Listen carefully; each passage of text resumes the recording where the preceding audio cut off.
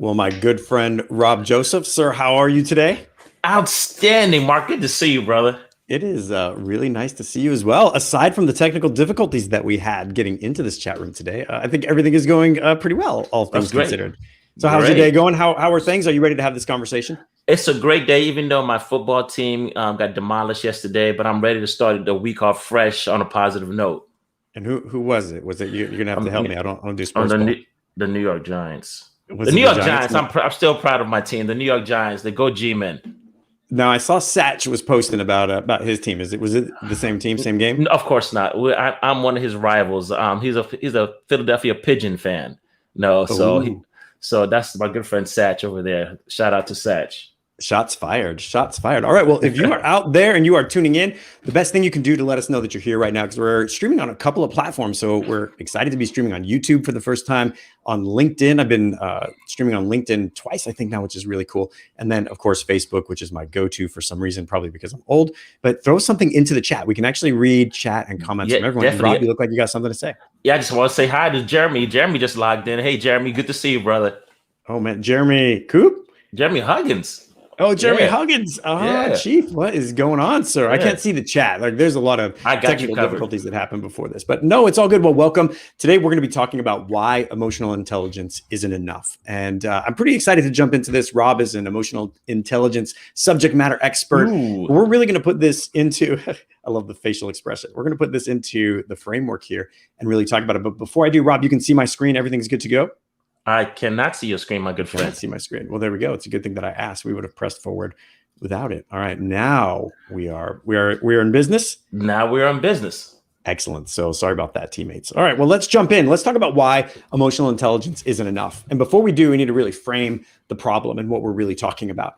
And so if we say that it isn't enough, but we don't define the problem, like it's just a statement.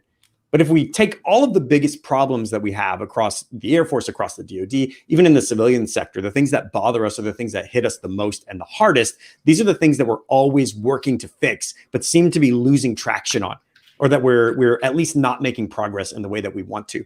And when we say that emotional intelligence isn't enough, we're talking about things like suicide, alcoholism, assault, all of these numbers and metrics that aren't quite as easy as taking a wrench, going out there and hitting an airplane and turning it around into a sortie.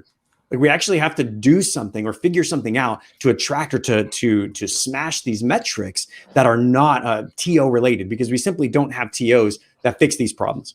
And so I was in the Air Force for 21 years. Rob was in the Air Force for 30 years. And we went through all the trainings that you've went through, all the things that you've done, and watched as we aren't able to make the impact. It isn't that we're making no impact, and it isn't that we're not making a difference, but we're not having the success that we all think that we need to be having. And so lately, what I've noticed is that emotional intelligence, first, the problem with all of these issues that we tend to find, or that I tend to hear when I go online, is toxic leadership. And toxic leadership gets touted and smashed as the actual problem. And then the solution to that problem seems to be emotional intelligence everywhere that I look. And so what we're end up doing is doing a lot of training focused on one specific area, but it isn't ultimately getting after or fixing the problem that we have. So what we're going to do during this webinar today, we're going to do two things. The first is that we're going to give you our number one tool for taking care of people, our number one tool for growing healthy, high productive people that you can put into practice today and start using with your family tonight and your teams tomorrow. So we're going to give you that during this webinar. And then everyone who sticks around to the end, we're going to give you free certification in our 5 Gears program. So all you have to do is stick around to the end. We'll tell you exactly how to get that. There's no catch. So if you know anybody that you want to have on this webinar that needs to get that free 5 Gears certification, forward them the link and have them log in now. But before we do any of those things, then we're going to give it over to Rob, and Rob is going to introduce himself. Rob, who are you? Hey, Mark. Thanks again, Mark. Hey, listen, I'm Rob Joseph. I'm retired Air Force after 30 years, like you previously mentioned. I'm RBLP T certified. I have a background in organizational psychology. I'm an independent consultant for Giant, as well as that Courageous Leadership Alliance. So I'm bringing some experience, some of my passion to the forefront, and hopefully, everybody could understand what we got going on here today. I love it. Excellent. Well, thank you, Rob. I'm Mark. For those of you who don't know me, I'm a 21-year Air Force vet. I was actually an enlisted member. I ended my career as an Airman Leadership School Commandant. Did a bunch of other jobs while I was still in, all the odd jobs you can think of, like Inspector General, working for the IG. I wasn't NIG, but IG, doing exec work, being in XP plans. And in my roots back in the day, I was in the comm squadron. So I used to do comm communications, server support, stuff like that before I found my true calling. And so when I retired from the Air Force at 21 years, I became a partner in a company called Giant, which the tools that we pull today will come directly out of the Giant toolkit. And I'm also the president of the Altitude Leadership Group, of which the Military Sherpa Group is a part of, or is a subsidiary, basically, of that. And I don't know what the word subsidiary means technically, but I hope you understood, right?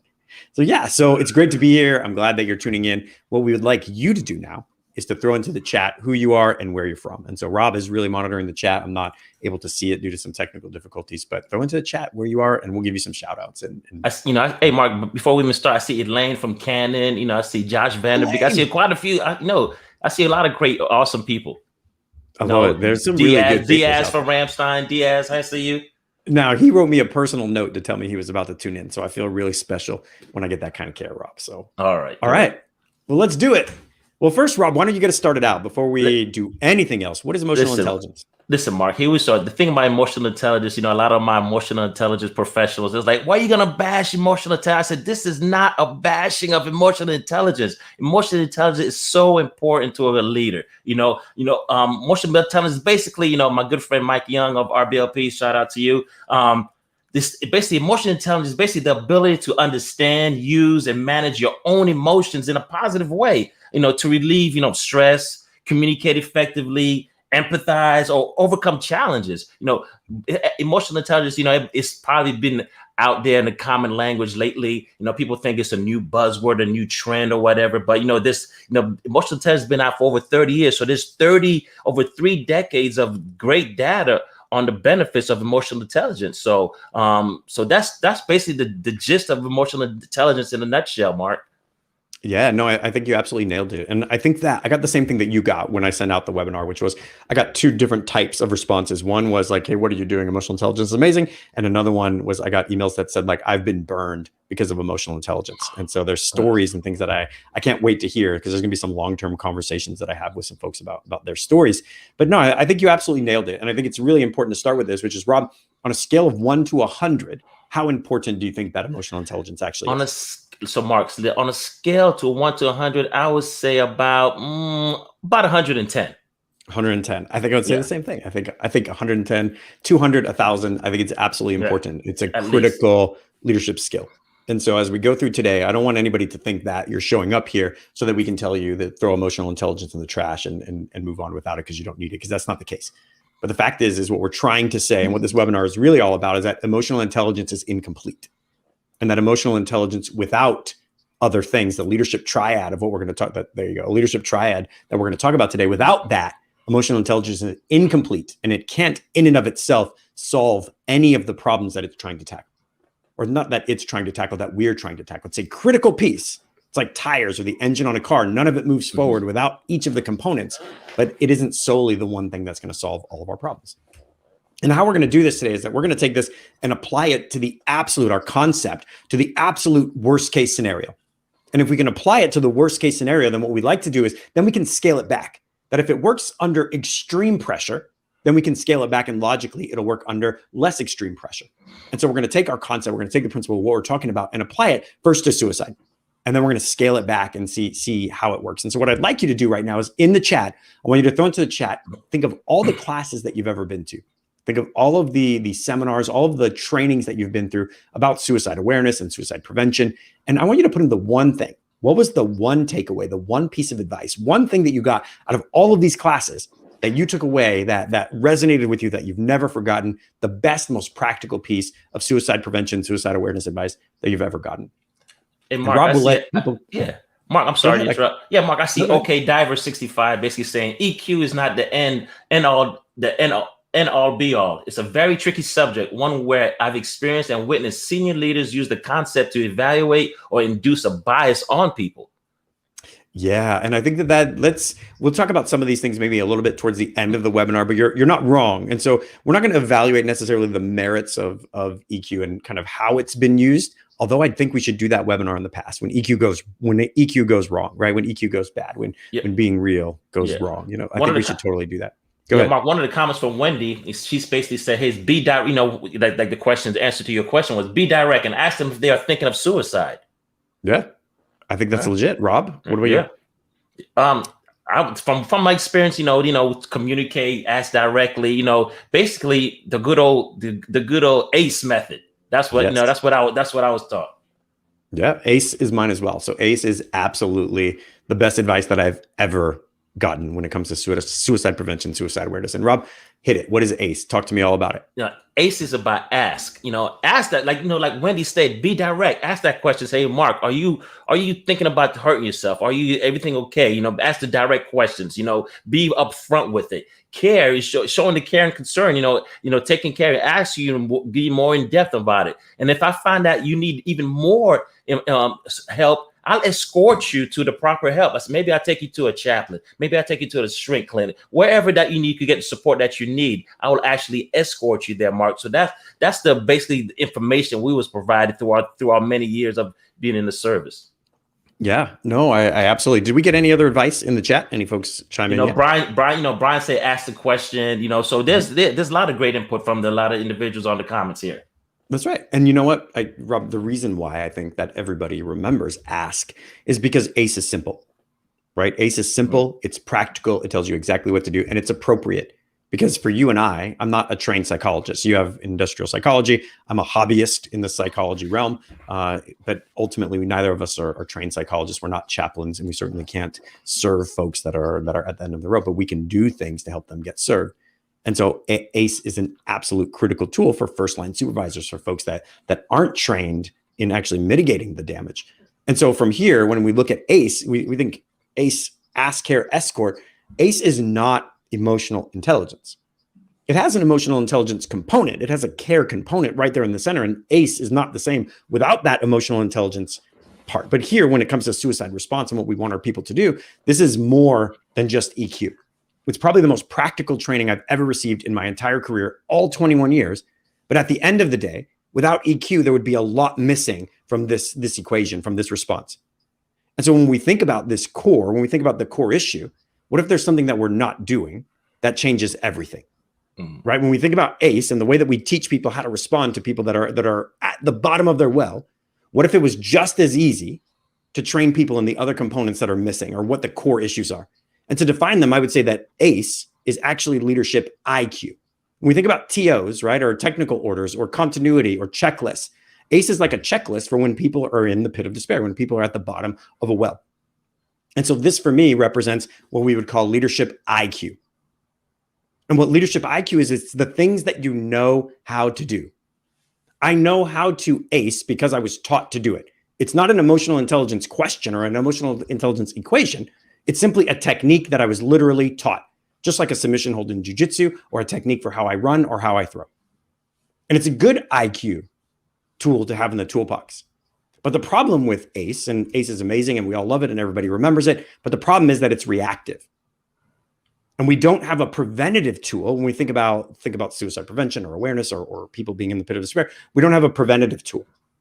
And so what we're left with is watching for people who are giving away their stuff, people who are acting different, people who are giving us all of those cues that we've learned, but we don't have something preventative where we can really make a big impact on the numbers, because an ounce of prevention is worth a pound of cure. And so when we think about being preventative, then we need preventative IQ as well. And it has to be something that works not only at the office, but it has to work at home. And it has to be simple enough that it's like ACE, that I can give it to you and you can pass it on just like that. Hey, what do we do when somebody's suicidal? We do this. It's that simple. And so when we look at our core, our leadership ability, there are three different pieces that make that up. The first we just talked about, which is IQ. Things like ACE, or whatever it is that we know to do when people have drama, gossip in their lives, their boss doesn't like them, they've lost trust, whatever it is. The first is IQ. The second is EQ, right? Emotional intelligence. Everything that Rob just said. My emotions, yours. Can I regulate mine? Manage yours, smash them together, build influence, build relationship. And the third piece of that core is self-awareness. And so when we're looking at leadership training, whatever it is that our objective is, we have our goal, we have our objective, we know where we are, we're trying to get our people across the finish line and make a huge impact on those metrics that matter most, not for metrics' sake, but because metrics represent people, then there has to be an IQ, an EQ, and a PQ component to the training that we do. And that what I find, and Rob, I'll let you talk about this for a second as well, but what I find is that the amount of time we spend on PQ and EQ versus IQ is like 90 to 1, 90 to 10, 99 to 1. We spend almost no time on actual leadership technique that tells us what to do when. What do we do when there's drama, gossip? My boss doesn't like me. I don't get along with my peers. I inherited a problem. Someone is disrespectful. I lost trust. I violated, whatever it is. We don't do training that's IQ related. What do we do? Rob, what is your experience in that? That's you hit it right on the nail. Because the thing that Wendy here basically said, she feels like ACE is the action, the go do.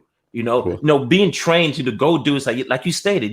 If I see some identifies that Mark is depressed or whatever, or he's, like you said, he's selling his stuff, he's reclusive, he's not coming out, he's not joking out with. Yeah, I'm gonna be active. I'm gonna be and try to be okay. I see the cues, I follow the steps. Let me go act now. But the preventative measures, Mark, I did a bad job at that. Even as a leader, I did a bad job as that. So having these tools that we're going to probably provide and discuss shortly will probably would have made me a better leader than what I actually thought I was. Yeah, I think you're absolutely right. Everything you said, I would echo the same thing. So when we look at ACE now, so Rob, I'm going to bring you out of the bullpen here. But talk to us about ACE. When we think about the IQ, so Wendy said this is the go-do. Wendy, it's nice to see you. I totally know who you are. But when we think about IQ, EQ, PQ, what is the IQ part of ACE? The IQ part, yeah, obviously the intelligence part, that's the knowing to ACE, know where to take you. That's, having that knowledge about, know the mandatory reporting procedures and so forth like that. That's the knowing. When we talk about the EQ aspect of the ACE, that's the listening, the caring. That's what the EQ, the emotional aspect of it. And of course, the PQ. I remember Mark, he told us an amazing story about an engagement with you, your first sergeant in the past, so about PQ, if you want to chime in and if you don't mind sharing. Yeah, no, it's great. And the PQ piece, right, is knowing what it's like on the other side of you. And so I was teaching a class one time. It was a self-awareness class. And so that's what we were doing. We were doing the PQ class. And this first sergeant thought that he had tremendous EQ, right? And he had no PQ, no personality quotient, no self-awareness. And what he thought was that people around him thought of him as a nurturer when he was a first sergeant. And if you're doing 5 voices, there's the nurturer, the creative, the guardian, the connector, the pioneer. And the nurturer is the one that's very taking care of people focused. It just drips off of them. They're born with the Mary Poppins bag that solves people's problems, right? They just reach their hand in. And so his example of that was anytime somebody comes into my office, when they start crying, I just let them go out in the hallway and tell them they can go collect their bearing, take all the time that they need. And he's like, so obviously people know that I care. And I'm like, that is not the signal that they're getting from you when you send them out in the hallway to cry by themselves, right? To cry in the corner. And so, but that's truly what he believed. And so no matter whether he asked, cared, and escort, whether he had the IQ, the leadership knowledge, had the emotional intelligence, hey, I shouldn't continue talking, they're in a bad place. He didn't realize that the PQ, the self-awareness, what he was doing was actually causing damage and making people feel as if he didn't want to talk to them or take care of them in that moment, even though that's exactly what he wanted to do.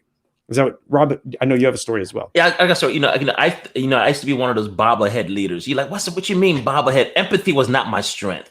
As a leader, I used to be one about. So if you just come to my office, let's say Mark came to my office crying, I would do the up in my head would go up and down vigorously, hoping that it will eventually end. Because I always call myself a bobblehead leader. Like, okay, I understand, but I didn't have no countermeasures to help support him. So understanding that is very key of knowing yourself. That self or that PQ is very important, Mark. I love it. So this is the idea. So as we go in, we're looking at all of the training that we do, and the developing of people has to be looked at through these 3 lenses. What is the intellectual quotient, the IQ? What do people need to know? Task-wise, what is the skill set they need to execute this? The EQ, how do they navigate this appropriately? How do they navigate this in a way that builds influence? And then self-awareness, what do they need to know? Where are their edges? What needs to be refined? How do they need to see themselves differently so that when they enter into these equations, they can ace effectively? And so what we're going to do for the rest of the session is give you a couple of tools that actually help to take ACE and take it to the next level. And to effectively, for the first tool, 10x it. And I know 10x is not a very objective, it's a very subjective term, but what if we could 10x ACE in 3 minutes or less? So Mark, what you mean by 10x, Mark? What you mean by 10x? 10x mean 10 times more effective as subjectively measured by me. Is that fair? That's fair. That's totally fair. So, but what if we could 10x ACE in 3 minutes or less? Like I'm actually going to put a tool on the screen. We're going to teach it to you, and it's going to make you more effective anytime in the future that you ever use ACE. And so we're going to give you a piece of leadership IQ that makes the leadership emotional intelligence and self-awareness easier to do in the future. And beyond that, Not only will we teach you to do it, but at the end of this webinar, you can just pull that up on your phone, take a screenshot with your computer, and you can teach it to your people tonight, or you can teach it to your team tomorrow morning. Does that sound good? Who would want to know that tool? So throw it in the chat. Rob, do we got any action in the chat? What's happening in there? Nothing yet. Benny just basically asked, so it's basically just like the book 10X, correct, Mark? Yes, correct. Absolutely. Right. Good artists create, great artists steal. That's what I've heard. So, all right, so let's do it. So if anybody wants to know, throw it into the chat. Yes, give us thumbs up. Let us know that you're still listening so that we know that you're here. And Rob, why don't you talk to us? Set us up. Just basically the listening. Basically, what have you ever been told that you don't listen? Stop trying to solve me. You don't understand me. This is basically, I feel like a soundtrack of my wife. So this is basically what this is all about, Mark. Yeah. So if you've ever heard the words that Rob just said, one or the other, right? Like either stop trying to solve me, you never listen. Like if you've ever heard any combination of those words before, let me know. I've heard these words, Rob, all the time. Like it is absolutely the go-to. I keep looking down because Rob's way down low on my screen. But here's the tool that we use when this situation comes in, or when people talk about this and we look at something like ACE. And the tool is called the communication code. And what the communication code says is that there's 5 different types of communication happening between us all the time. And those 5 different types of communication are critique, collaborate, clarify, care, and celebrate. And what critique is, hey, can you look at my paper and edit it for me, or mark it up, red pen, take a red pen to my email, right? That's critique. I'm inviting you in. I want you to blast whatever it is that I just did because I need it to be the best version that it can possibly be. That's critique. Collaborate is, I need you to help me. Can you look at this and then help me come up with the best possible solution? That's collaboration. Clarify, hey, can you read this? This is what I'm trying to say. Does it mean that? That's clarification. Care, hey, I just did this and it's really hard. I'm really tired. I had a really hard day at work. That's care. I just want you to come in and just care for me right now. Show me that I'm a valuable human being to you. And then celebrate. I just finished this and it was really tough and I'm super pumped. Can we go out and celebrate? They're inviting you in to celebrate. So what happens a lot of the time is that we speak in a default lane and we end up hearing people in our lane rather than truly hearing what it is that they're asking for. And so what can happen is my spouse will call me downstairs and be like, this is really frustrating, or I went through this issue, or this is happening. And what she's saying is, I need you to care, sympathize, empathize, show me that I'm valuable to you. Let me know that this thing doesn't define me and that I'm down in the dumps, but that it isn't the end. What is the vision? But what I do is my natural language is collaboration. And so when my wife says, this is really hard, I say, oh, it's not that difficult. We can do this. And what she feels is invalidated. Her feelings don't matter. Her overwhelmed is stupid because it's easy for me to fix. And so where my gear is collaborate, what she hears actually is critique. When she says, hey, this thing I did, I need you to care. And I go, oh, it could be better. She hears critique. And so the first tool, this is emotional intelligence related, is the communication code. How do we listen for the lane that people are asking us to communicate in so that the words that come back out of our mouth reach them where they need us, not where we want to be? Because if somebody comes to us and says like, I'm really struggling right now, and we jump into collab, well, it's easy. We're going to help you. We're going to take all this stuff off your plate. But what they're really needing to hear is that they're validated, that they're human beings, that they're valuable. Then we miss the mark and we don't end up connecting, and we lose influence rather than gain influence of that transaction. And so if this tool is helpful, if it's the first time you've seen this or thought about it, throw it into the chat. Tell us what pops into your mind when you see a tool like this. And Rob, I just want to let you give your perspective and your feelings on this tool, and then talk to us about IQ. Yeah, Mark. Yeah, Mark. The great thing about it, I mean, I want to put a comment out that Todd Simmons just put a comment. He says basically the thing that he came to mind is the 3 empathetic principles: see, feel, and listen. OK Diver basically said, hey, this is an effective feedback tool. The member asking for feedback, what type would you like? This is a great tool. That's why OK Diver 65 pointed out. But, looking at the communication code from the IQ, EQ, PQ aspect, this is how I defined it when I looked at this. If I break it down to the IQ aspect of it, it's like what to do. The technique, the methods, the strategy, how do I implement? This is using this communication code. This is what helps me. From the EQ aspect of it, Mark, is I know how to respond better because I understand more now. I'm more self-aware of how I'm perceiving things. Of course, not last but not least, the PQ. Now I know what it's like to be on the side of me. Now I know how my wife, when she's talking to me and I give her the response, and I'm like, oh, I see now how she could interpret this way when I didn't mean it that way. So this is how I break down the IQ, EQ, and PQ using the great communication code. I love it. And so now I want to hear from you in the chat. Like, what do you think of with this tool? And Rob, yeah, I know some people are dropping some stuff in there, but I'll tell you that this saves a lot of conflict in my marriage. Not all the time, because I'm obviously not perfect. But what ends up happening a lot is that my default is to get offended. And so when my wife says something and then I respond with collaboration and it frustrates her, and she says something like, "You're not listening." I'm like, "Well, obviously I'm listening. I just listened to you and provided an amazing solution to your problem. Like, of course I'm listening." And all that she hears is now I'm being defensive, and that I'm not hearing her heart, because obviously I'm not responding with what it is that she's asking for. And so it gives us this tremendous opportunity to truly hear somebody, but more than that, to respond in a way that validates what it is that they're looking for. So Rob, go ahead. Talk to us about what's happening in the chat. Nothing else is going on in the chat right now. We're just waiting for people to populate up. Yeah, it's still people are still absorbing this information from the communication code. All right, fair enough. So this is the idea of the communication code. It's a 3-minute tool, and it solves one of the most common marriage problems that I hear when I teach and when I speak and when I go places, which is, you don't listen, stop trying to solve me, right? And there's this great video, if you've ever seen it, where the girl has a nail in her head. And so if you haven't seen the nail in your head video, go out to YouTube when this is over, just Google nail head sweater, like it'll totally pop up. It's one of my favorites. Hey Mark, listen, I got something from Josh Vanderbeek posted. I said, I really like the collaboration phase. I like to understand how others feel and thoughts on situations. It has always opened my eyes and makes it easier to clarify. And of course, Wendy, our good friend Wendy, posted again, we may default to one style. However, the better skilled we get at understanding all of these styles, we can use the right tool for the right job. No more butter knife in place of the screwdriver. I love it. This spoken like a true chief. Look at that wisdom just dripping out. Yeah, and I think that this is the part of the real power, Wendy, and you nailed it, is the ability to ask. And I think that this is one of the things that in the beginning it feels awkward, but you just got to get over yourself and you've got to get used to it. And when you're dealing with someone who you've had this type of stuff in the past, or you truly don't know what it is that they want, just ask.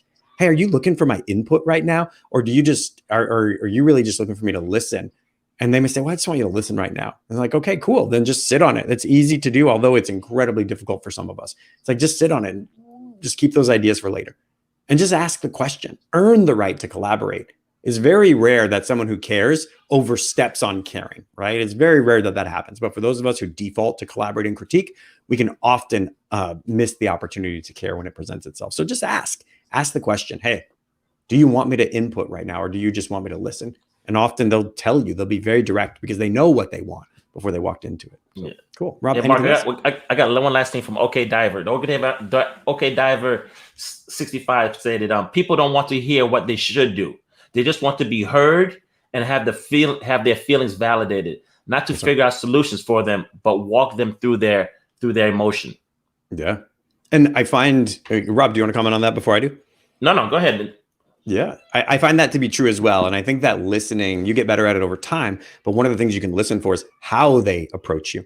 Hey, I need some help is an invitation to collaboration, right? But if they don't walk in and say, hey, I need help, they just come in and say, man, I'm having a hard time. That's some language that we can start to use. But the idea is we're merging these three things in our training. We're doing IQ, EQ, and PQ. We're not simply focusing on the idea of we need to listen to people. Well, no, we need to listen to people, but we also need to understand where they're coming from, how we're responding, and what it feels like to be on the other side of us, what our default gear is, so that we know what we need to be watching out for. So if you're starting to understand this idea of the core, type a yes in the chat. That's all we want you to do. Just yes, Y-E-S, throw it into the chat. And Rob, let me know if people are confused or if we need to move forward. We're doing good. We're doing great. Doing great. Okay, excellent. And so as we go through and we look at the core, the idea is that EQ just isn't the ace in the hole. And by EQ, we mean emotional intelligence. It's just not the solution to all of the problems. It's an important part. It's a huge part. It's a 110 on the 0 to 100 scale, just like Rob said. But without the communication code, or say without ask and escort, ACE is just care, right? What do we do when somebody's suicidal? Well, we care. Without ask and escort, it's not a process. It's not actionable anymore. And without care, ACE is just ask and escort. It's like, hey, are you thinking of killing yourself? Yes, let's go, right? Like that's it. And unfortunately, that doesn't give the message that we truly care about them. Care doesn't fix toxic. All right. Mark, I was just about to say that care does not fix toxic. We're just gonna footstep, but you beat me to it. No, go ahead. Elaborate, man. No. Yeah, you hit it right. Because care, you be in you could be in an organization where you hit in a toxic organization. Yeah, you might care, but that you might care. Say, I really want to fix it and so forth like that. But not the executable aspect of it. If you don't know how to do it, it's still gonna remain toxic. Yeah. And do you find, and I find this as well, which is that there are some people who care so much, but what they end up bumping up against is that they can't get influence because their competence isn't communicated. And so what can end up happening is that there are some people that they have this over saturation of care.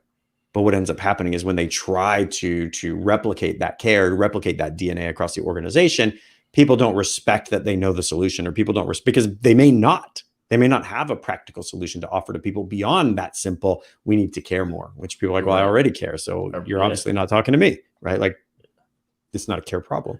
Mark, because we have met leaders say, "Oh no, not in my organization. All my guys know I'm there for them." Yep. But if you have an open door policy, I have it. That's my favorite. I have an open door policy. Come on in. But little do they know, you got to see the supervisor, you got to see the superintendent, you got to see this, you got to see all these gatekeepers, filtering this open door policy. Right. So by the time me who care, I'm like, by the time I go through all that gatekeeper, they don't really care. They don't really care. I love it. It's excellent. All right. So Rob, what is the solution? All right. So we're going to start with something familiar to some of our folks who have been through some of our webinars before, but truly this is the solution. We've got to restructure the way that we look at training. So when we look at the core, we look at IQ, EQ, PQ, there's a process. And the first is that you've got to get this. You've got to look at your core, your intellectual quotient. Do you know what to do when there's drama, gossip? Do you know the solution, the technical order to the problem that you're trying to address? What is the issue in your organization? Do you know the solution to it? The IQ. If not, we've got to bolster up your IQ, your EQ, right? Your emotional intelligence. Can you deal with your sub-leaders? Can you deal with your airmen when they get emotional? How do you respond? We've got to bolster your EQ. And then your self-awareness. Do you know what it's like to be on the other side of you? It's very easy to find out what that feels like. But you've got to get out there, and we've got to bolster that personality quotient. We've got to bolster that as well. So that's the first step. We can't go out and give that which we don't possess. We have to give from abundance. And so those three things, we've got to start leveling up like a video game over time so that we have something to give away to the rest of the world. Rob, anything to add on Become? No, you hit it right on the nail, Mark. Keep on going. You're moving right along. All right. Well, you want to tackle build? No. Listen, Mark, I'm in awe, man. How you nailing this, brother? Okay. Well, build is doing everything that I just said in the life of another human being, right? So we're going to get your core, IQ, EQ, PQ, and your personal health trending up. Build is just doing that in the life of another human, right? How do we actually do everything that we know how to do and then replicate it into our sub-leaders so that when we disappear and they take our place, they know how to continue that, to take that DNA that we're building inside of ourselves and to transfer that into somebody else, that we're leaders that made great leaders across organizations. And the last piece is lead. How do we lead organizations that everyone wants to work for? High-performing teams, high morale, where everybody wants to come to work every single day. Rob, anything on Become, Build, Lead before we switch? Hey, let's move on. Let's switch. Let's keep on going. Let's go. Yeah. All right. Matter of fact, before we go, I'm saying Andre Wilson's pointed out, say authenticity comes into play when you talk about care. Yeah. And of course, my favorite Lynette Joseph's pointed out some care, but don't have the tools to help you address your situation. Yeah, I think both of those things are true. And authenticity is huge. And authenticity comes with time, I think certainly is probably the most underrated of all the authenticity factors, which is you can say whatever you want. But if you're not investing time, it's the one resource that's of the most value. You can get more money. You can go from rags to riches again over the course of your life. There's virtually nothing that you can't replace. But time, we get 24 hours in a day. And people know how much you care by how much time you spend on them and how you react when they need you. It's like those are the two things. Rob, hit it. Yeah, so I was going to talk about this ACE right here that we have up here. We talked about 10 times ACE, 10 times, 10x before. Now we're talking about 100x ACE. How would we do that, Mark? Yeah, so the way that we 100x ACE, in my opinion, is that it needs a preventative component, and I think that that's where we have to go with it. Is that okay? We've got ACE. And we've got the communication code, which is okay. When we care, when we ask, we've got the communication code and we can truly listen to someone, because the odds are when you ask someone if they're going to kill themselves, they're going to say no. right? Because they probably aren't, right? The odds are they're just having a bad day or a bad week, bad month, bad year. They may surprise you, but the odds are they're not. And so the communication code comes into truly listening to them. But beyond that, that's an everyday thing, not just an at the end of the rope thing.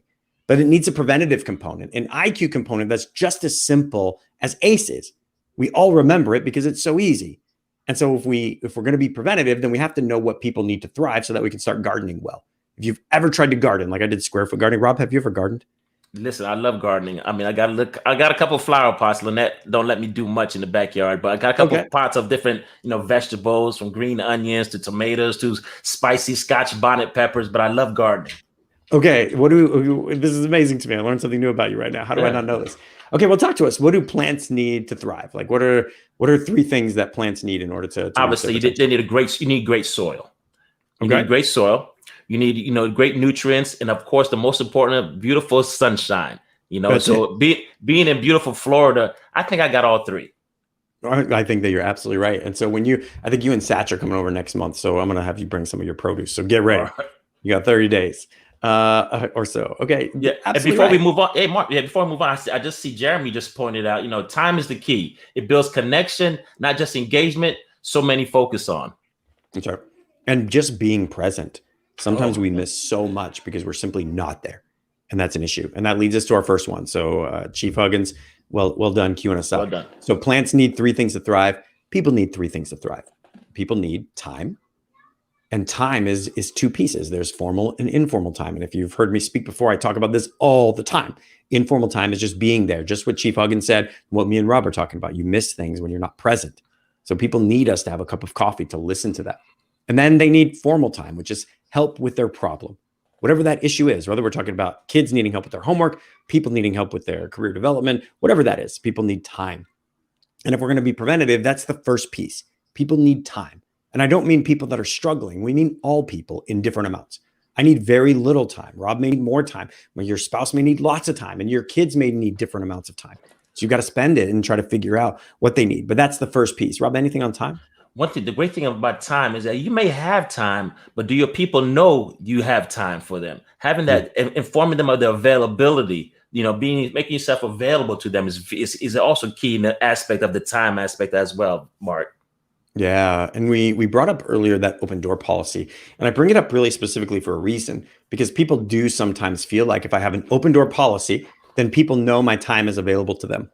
What ultimately ends up happening is that there's so many barriers. And Rob talked about a lot of the logistical barriers, right? There's the first sergeant and the superintendent and all these people you have to go through. But there's also mental barriers, which is like, am I truly, like, throw into the chat. If you're the type of person who just loves asking for help, throw into the chat. I love asking for help. Conversely, if you're the type of person who you only ask for help, like if you've lost your leg, you're bleeding from your eye, you're limping, and one lung is at half capacity, if that's you, throw that into the chat. It's like, no, I don't ask for help very often. So let's see if we can get some kind of a mix and see what we're feeling out there. But if you're like most people, I think, we don't ask for help easily.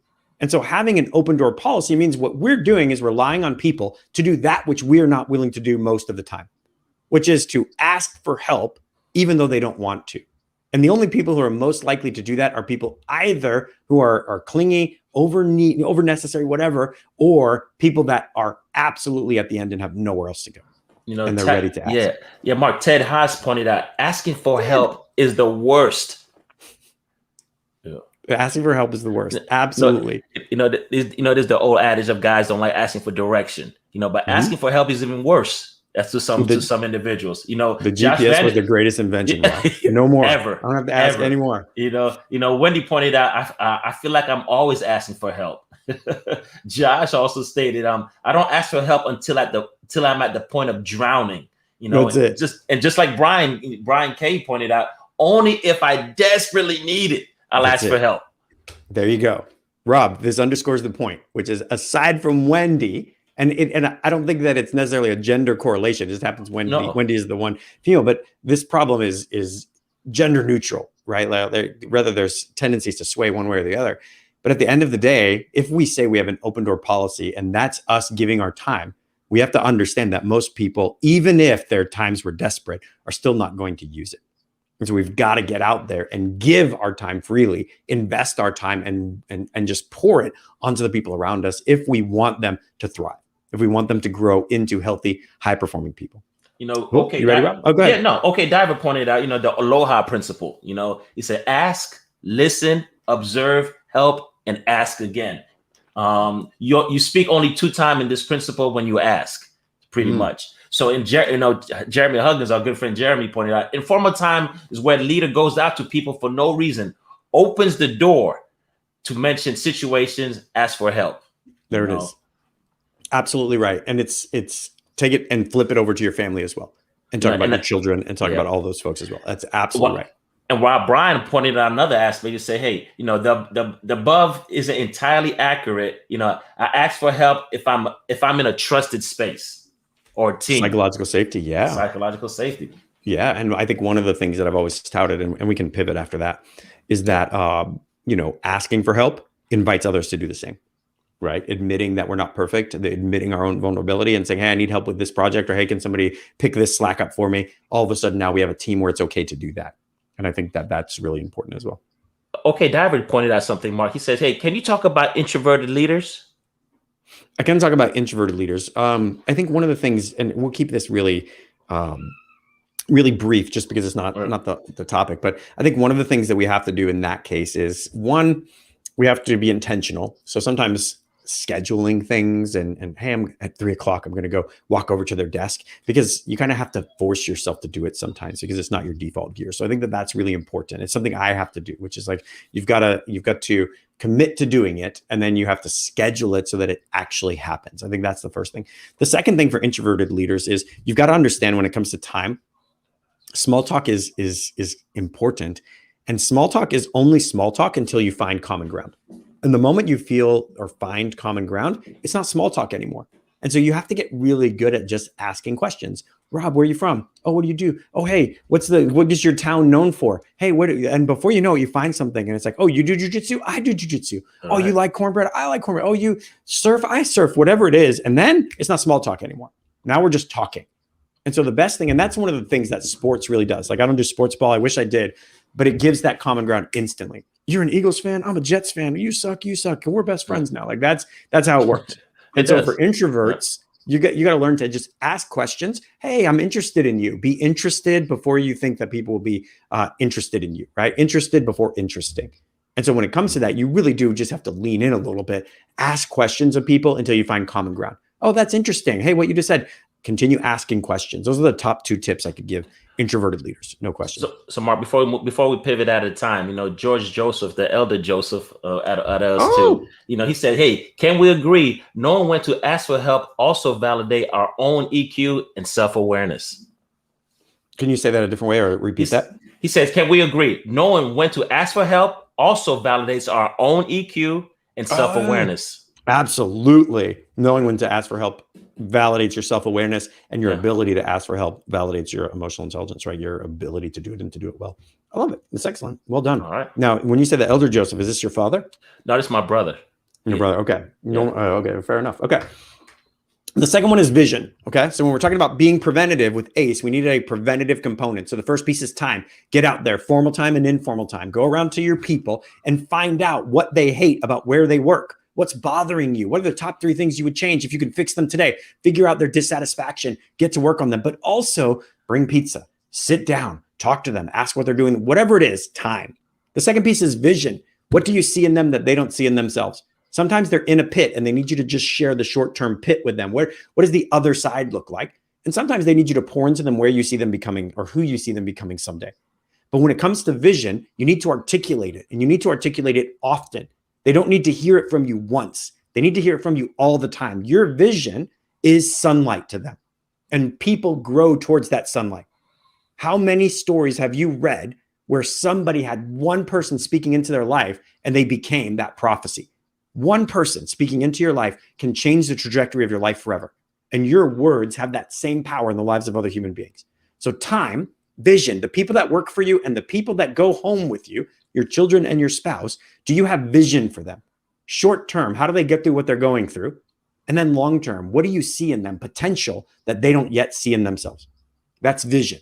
So you have time and you have vision. Those are the first 2 preventative components to all of the issues that cause us the biggest consternation, the biggest difficulty. Rob, anything about these before we do the last one? Vision, you hit a key point about the vision is reinforcing that vision. We worked with members before where we say, hey, I see the potential in you. You're going to be this, you're going to be that.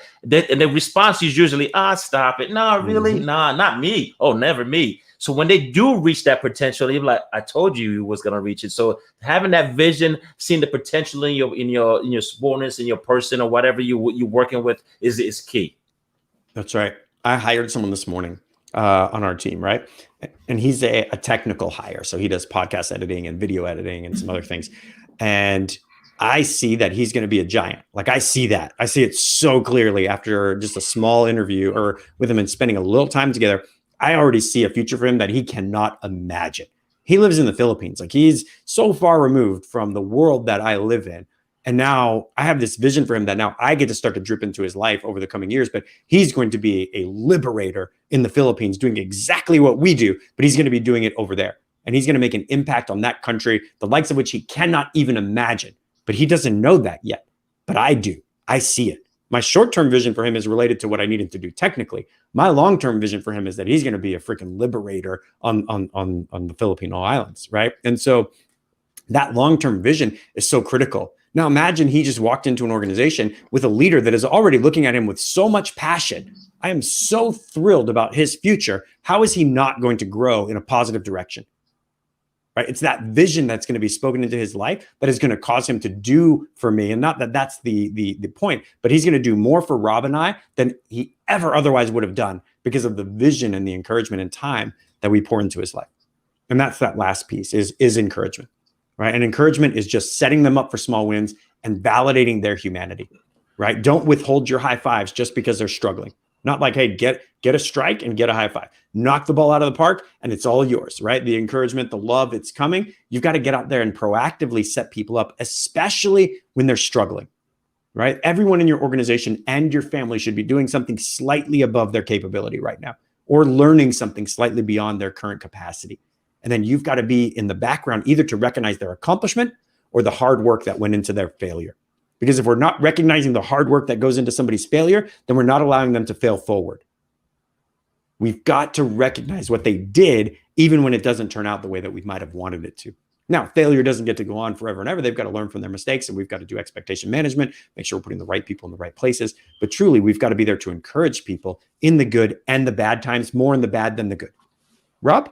That's perfect. Our encouragement is a part of learning. We always want to, part of the teaching process, learning process for a member or organization. Encouraging somebody to say, "Hey, I know you messed up. I know you skinned your knee. Let's stand up. We're going to try this again." That's all a part of encouraging, learning, and having an individual learn whatever goal you have set for them.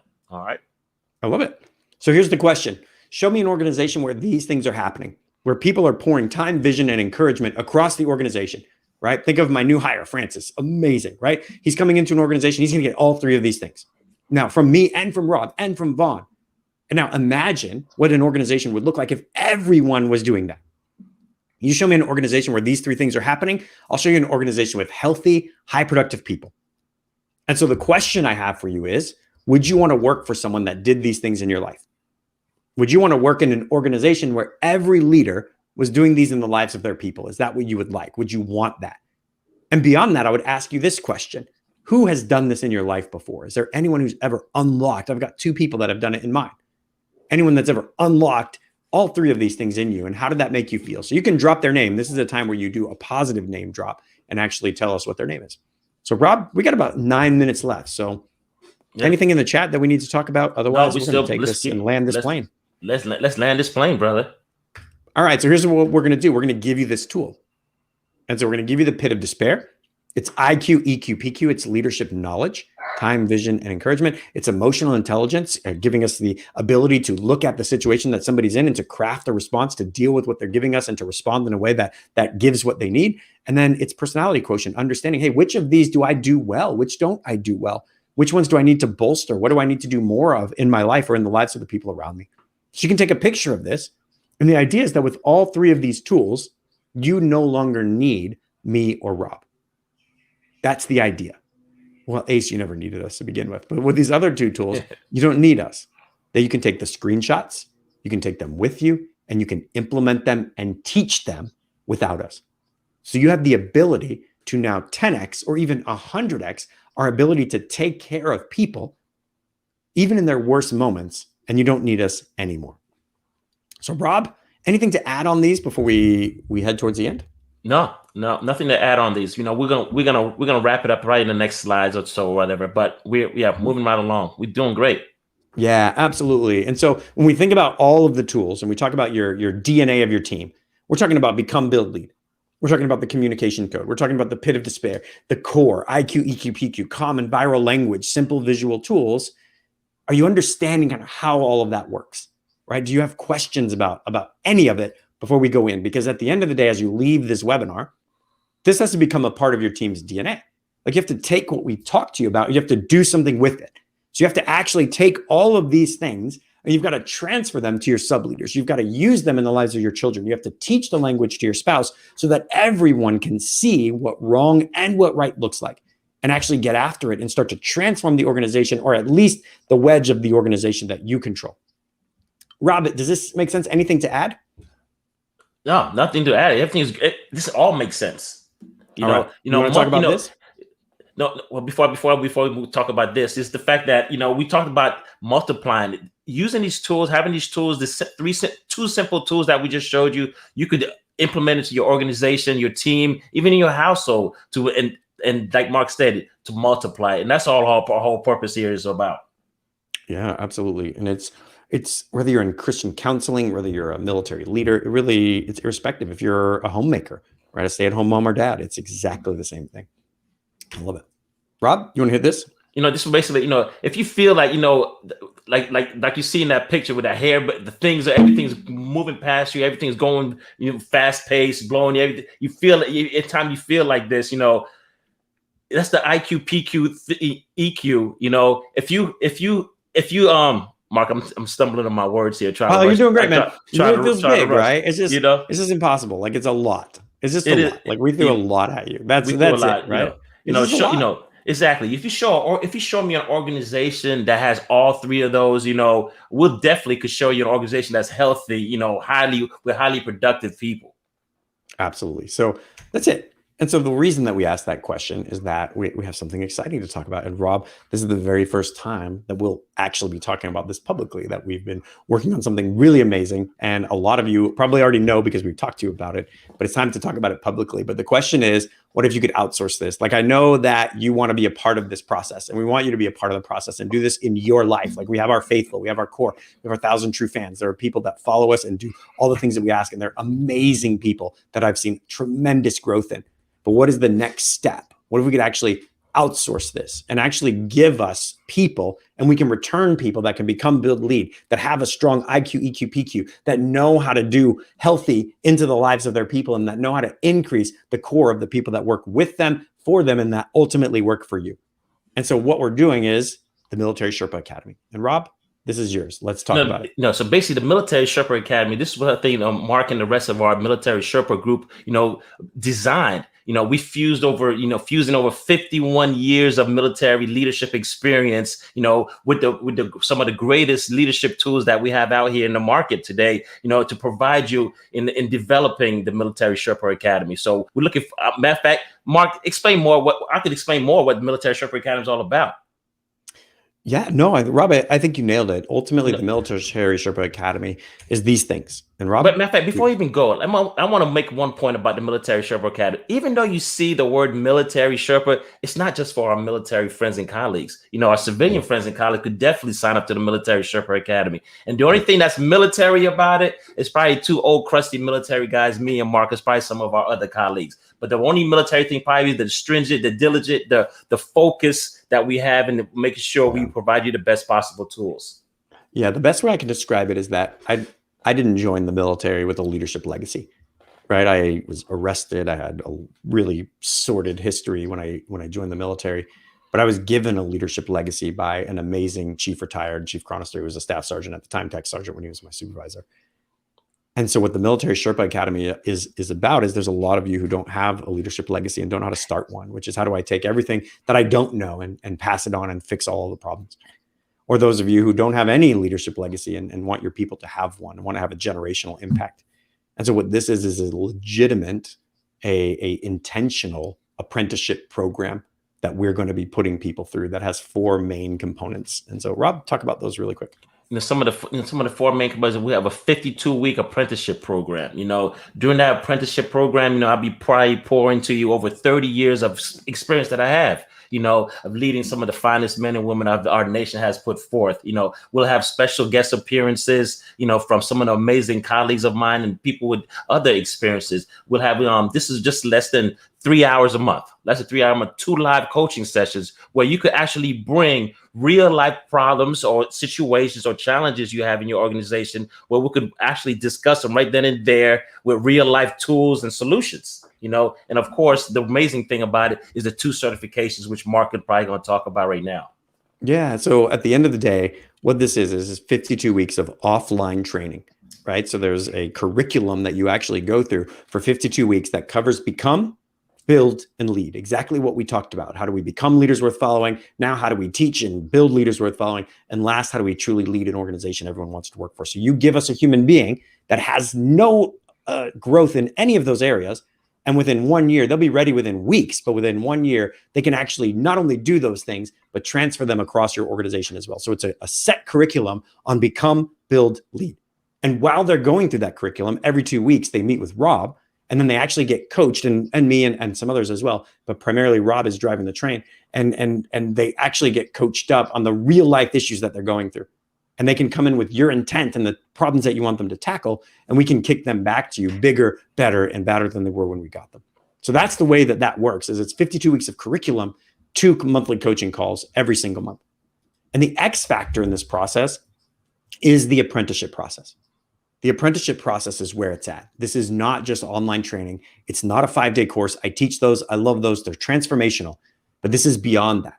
This is a real life, long-term investment that's designed to take someone who has nothing and return them to you a become, build, lead worth following, a leader worth following.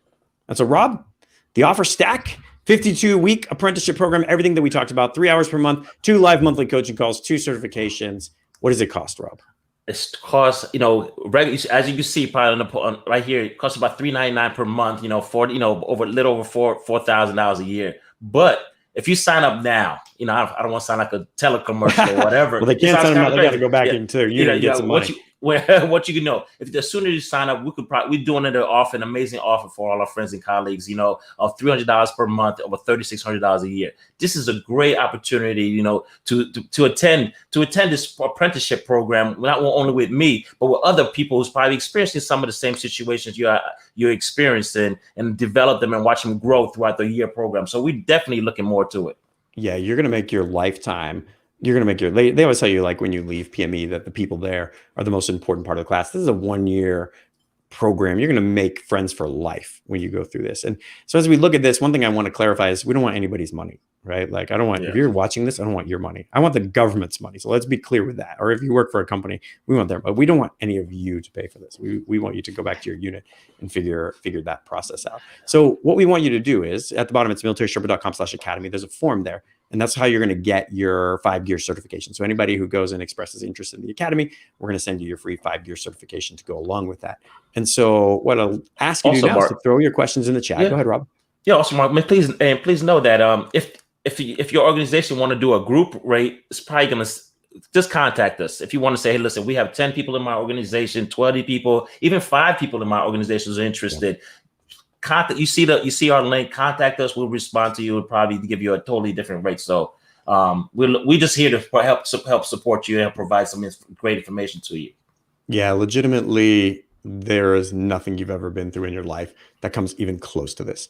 There's nothing that you've ever done that will have that type of transformational power. For those of you who have been, there's a lot of people on this call that are certified instructors that I've personally certified.